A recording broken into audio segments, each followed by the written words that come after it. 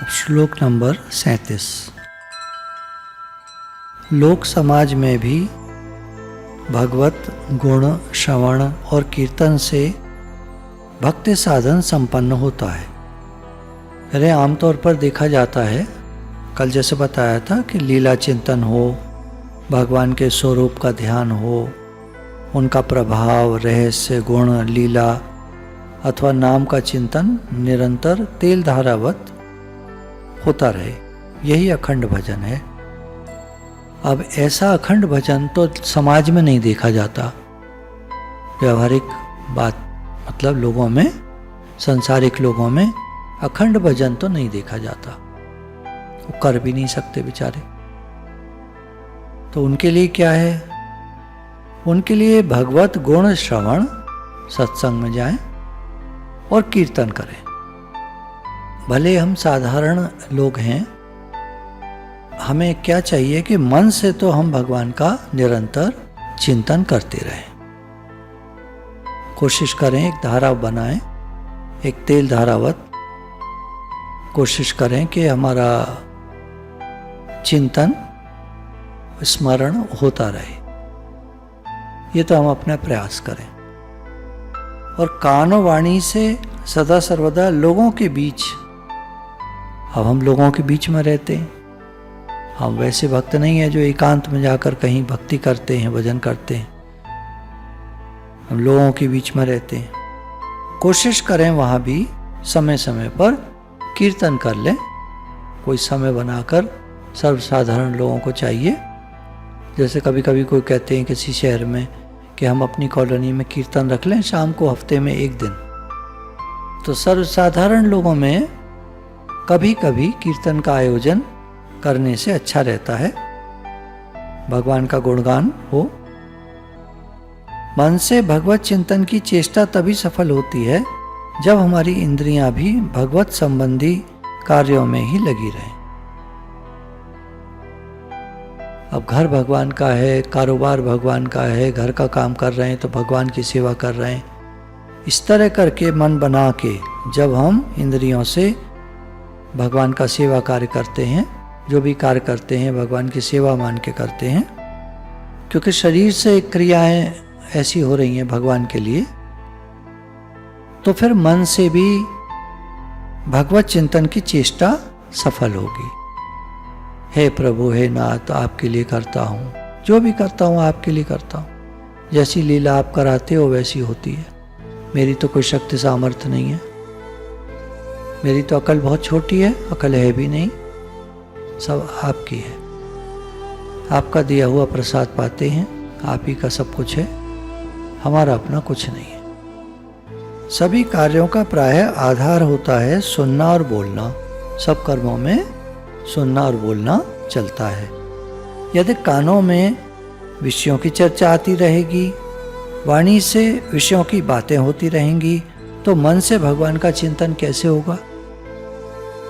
काम कर रहे हैं, संसारिक काम कर रहे हैं, बात कर रहे हैं, संसारी कर रहे हैं, बोल रहे हैं संसार की भाषा, संसार की बातें, तो भगवत चिंतन कैसे होगा?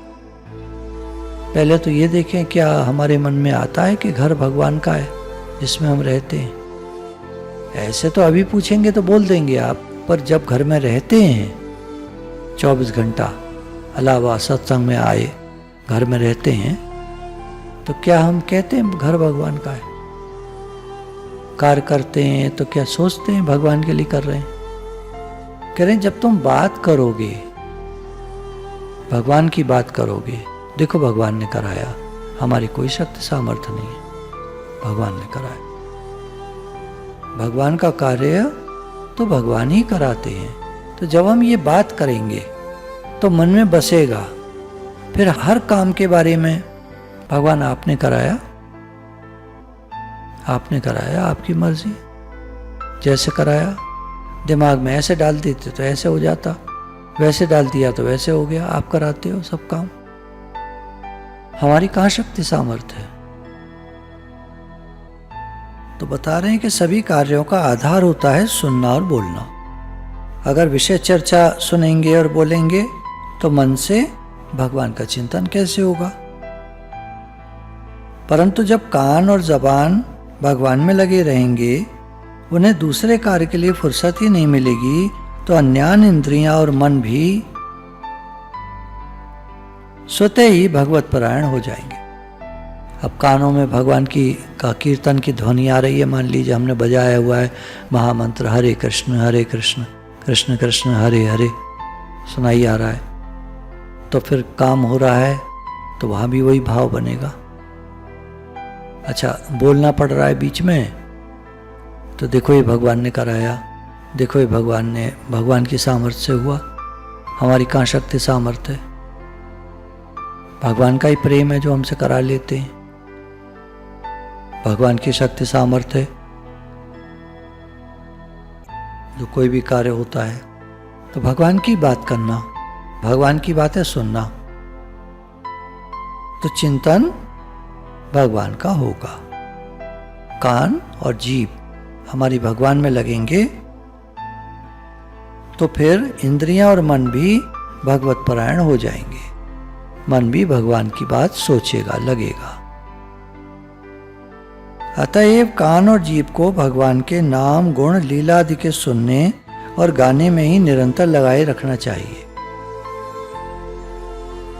तो क्या करना चाहिए? कान को और जीभ को भगवान के नाम गुण लीला आदि के सुनने में और गाने में लगा देना चाहिए। प्रसंग आता है ना, भगवान के आंगन में मोर आ गया और देखा तो अपना बकैयाँ खींचते खींचते, मतलब एक पैर से और हाथ से चलते हैं बच्चे, तो खटर खटर खटर फटाफट पहुंचे, उसके गले में हाथ डाल दिया, वो उड़ चला, और वो साथ में वो भी उड़ चले। तो दृश्य अगर कल्पना करें, दृश्य है, अब ये नहीं कह रहे ऐसा कैसे हुआ, ये दिमाग नहीं लगाना है, ये तो श्रद्धा और विश्वास का विषय है। तो उड़ चले, तो अब मैया चिल्लाई और कहीं आगे बाहर निकल गया, झाड़ियों में गिरा दिया। फिर अब मैया की बड़ी ये दिक्कत है, आगे क्या हुआ नहीं मालूम, इतना ही है, इतना ही सीन इमेजिन करो और आनंद में डूब जाओ। लटक गए, उड़ चले साथ में।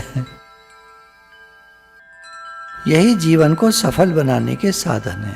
कोई भी भगवान की लीला, गुण प्रभाव, ये जो तीर्थों पर जाते हैं ना लोग, जो जिन गुरु को मानते हैं तो वह उनके तीर्थों पर जाते हैं, ताकि उनके लीला गुण प्रभाव का प्रभाव मन पर पड़े और मन उन्हीं की बात सोचे।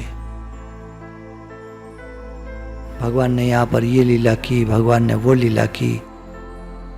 भगवान जब किसी झील में, कुंड में उतर जाया करते थे, सब बच्चे नहाया करते थे, छप्पा खेलते थे, पानी को हाथ से मारना, उछालना, तो दूसरे के या यूं करके उछालना, एक दूसरे पे पानी मारना, तो खेल हो रहा है उनका। मन लग गया भगवान में, उतनी देर विषय चिंतन के से छूट गया, दुनिया का चक्कर थोड़ी देर के लिए छूट गया। भगवान की याद बनी रहेगी। गुरु के दर पे जाते हैं तो गुरु का भाव बनता है, गुरु की याद में रहते हैं, गुरु के प्रेम में रहते हैं, तो उतनी देर संसार भूल जाता है। गुरु के दर पे जाने के लालायत लोग रहते हैं, तो अपना भी याद है। क्यों ऐसा होता है? उतनी देर के लिए जब से चले और जब तक लौटे संसार भूल जाता है। गुरु के प्रेम में, गुरु की याद में मन डूबा रहता है। केवल जीवित रहने, श्वास लेने, खाने और मैथुन करने आदि में ही जीवन की सफलता मानी जाए तो क्या वृक्ष जीवित नहीं रहते? क्या लोहार की धौंकनी श्वास नहीं लेती? क्या पशु भोजन या मैथुन नहीं करते? इसलिए श्रीमद् भागवत में आया है, जिसके कर्णपथ में भगवान के नाम गुणों ने कभी प्रवेश नहीं किया, वह मनुष्य रूपी पशु कुत्ते, सुअर, ऊंट, गधे की अपेक्षा भी अधिक निंदनीय है। कुत्ता गधा तो बेचारे जानते नहीं हैं, आदमी तो कुछ जानता है और लगा पड़ा है दुनिया में, भगवान का नाम नहीं लेता कभी, तो उसका जीवन कुत्ते और गधे से भी बेकार है। श्रीमद् भागवत में आता है, हे सूत जी, जो कान भगवान की लीला का श्रवण नहीं करते वे सर्प आदि के बिल के समान हैं। सर्प का बिल किसी काम का नहीं होता, क्या करेगा कोई? वो एक तरफ से घुसता है, दूसरी तरफ से निकल जाता है। पानी डाल दो एक तरफ से तो पानी भी नहीं रुकेगा, उधर से निकल जाता है। बेकार है, किसी काम का नहीं है, किसी के रहने के लिए काम का नहीं है। तो हमारे कान भी बिल के समान है, सांप के, किसी काम के नहीं है अगर हम भगवत चर्चा नहीं सुनते। लोहार की धौंकनी भी सांस लेती है, हवा मारता है, वो ऐसे भर भर के हवा मारता है। उधर आग में हवा जाती है, आग खूब जोर की जलती है, ऐसे हमारी भी सांस चलती है, धों धों धों धों करके पेट में अग्नि जो है वो जलती है। सांस बढ़िया जो लोग लेते हैं डीप ब्रीथ, उनका पेट भी बढ़िया रहता है, उनका सारा शरीर स्वस्थ रहता है। लेकिन है क्या? लोहार की धौंकनी जैसा है अगर भगवान का नाम नहीं लिया तो। और भगवान का नाम उच्चारण किया सांस सांस पे तो वही पूजा बन गई। हमारी सांस लेना पूजा बन गया। सांस सांस सिमरो गोविंद। तो कान है तो भगवान की कथा सुनो, सांस ले रहे हो तो सांस पे भगवान का नाम लो। और जो दुष्टा जिह्वा भगवान की लीला कथा का गान नहीं करती, वह मेढक की जीभ के समान व्यर्थ बकवाद करने वाली है। मेढक टर टर करता रहता है, कोई मतलब नहीं उसका। कोई मच्छर आएगा पास में तो जीभ एकदम से लपलपा के उसको मच्छर को पकड़ लेगा और खा जाएगा, चप चप चप चप चप चप, बस फिर टर टर करेगा। तो ऐसी आदमी है, खाता है और बोलता है, मुंह से दो काम करता है, खाता है और बोलता है।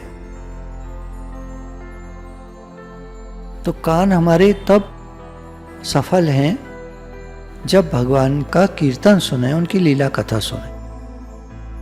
जीभ हमारी तब सफल है जब भगवान का नाम ले। भोजन करना हमारा तब सफल है जब भगवान का नाम लेते हुए साथ में भोजन किया जाए। हे नाथ, आपका दिया हुआ प्रसाद पाते हैं, आपका दिया हुआ जल पीते हैं, चरणामृत हो जाता है। वो मनुष्य कैसे हैं? पशु रूपी कुत्ते जैसे। हे नाथ, जिस वाणी से अधोक्षज भगवान की कथा न कही जाकर विषयों की बातें कही जाती हैं, वह वाणी असत और व्यर्थ है। हमारी जिह्वा बेकार की बातें करती है, भगवान की कथा नहीं करती, तो वाणी असत है, व्यर्थ है। जीभ का होना बेकार है। जिन वचनों में भगवान के गुणों को प्रकट किया जाता है, पुण्य कीर्ति भगवान का यश वर्णन किया जाता है, वास्तव में वही वचन सत्य है। भगवान के गुणों को प्रकट किया जाए, बोला जाए, गाया जाए, तभी वो वाणी सत्य है। वही मंगल रूप है, वही पुण्य है, वही मनोहर है, वही रुचिर है, वही नित्य नए नए रसमय है, वही सदा मन को महान आनंद देने वाले हैं और वही मनुष्यों के शोक रूपी समुद्र को सुखाने वाले। जब भगवान के पुण्य कीर्ति, भगवान के यश वर्णन किए जाए, भगवान की महिमा गाई जाए, भगवान की कीर्ति करी जाए, अतएव कानों से भगवान के गुण और नामों का श्रवण और वाणी से उनका कीर्तन करना चाहिए। इसी से भगवान का निर्मल प्रेम उदय होता है। श्रीमद् भागवत में भगवान कहते हैं, जो लोग मुझ में मन लगाकर श्रद्धा और आदर के साथ मेरी नाम गुण लीला कथा को सुनते गाते और उनका अनुमोदन करते हैं, उनकी मुझ में अनन्य भक्ति हो जाती है। जब कोई मुझ में मन लगाकर, भगवान में मन को लगाकर श्रद्धा और आदर के साथ भगवान के नाम गुण लीला कथा को सुनते गाते, क्या चीज़? भगवान के गुण, भगवान की लीलाओं, भगवान की कथाओं को सुनते गाते और उनका अनुमोदन करते हैं। जो भगवान ने अच्छे अच्छे कार्य किए हैं वैसे ही कार्य हम करें, कोई गलत काम न करें, कोई बुरा काम न करें। उनकी मुझ में अनन्य भक्ति हो जाती है। श्री सुखदेव जी कहते हैं, हे राजन, जो मनुष्य देव भगवान के दिव्य जन्म कर्मों का श्रद्धापूर्वक कीर्तन करता है वह समस्त पापों से छूट जाता है। तो जो मनुष्य भगवान के दिव्य जन्म कर्मों का श्रद्धापूर्वक कीर्तन करता है वह समस्त पापों से छूट जाता है। भगवान श्री हरि के अति मनोहर कल्याणकारी अवतार, पराक्रम तथा बाल लीलाओं को सुनने तथा उनका गान करने से मनुष्य परमहंसों की गति स्वरूप भगवान में पराभक्ति को प्राप्त होता है। पराभक्ति भगवान को सर्वत्र देखना, भगवान को सर्वत्र महसूस करना। भगवान कहते हैं, इस प्रकार मुझ अनंत गुण संपन्न सच्चिदानंद घन ब्रह्म में भक्ति हो जाने पर फिर उस साधु पुरुष को और कौन सी वस्तु प्राप्त करनी बाकी रह जाती है, अर्थात वह कृतार्थ हो जाता है, उसका जन्म सफल हो जाता है। बोलिए सच्चिदानंद भगवान की जय।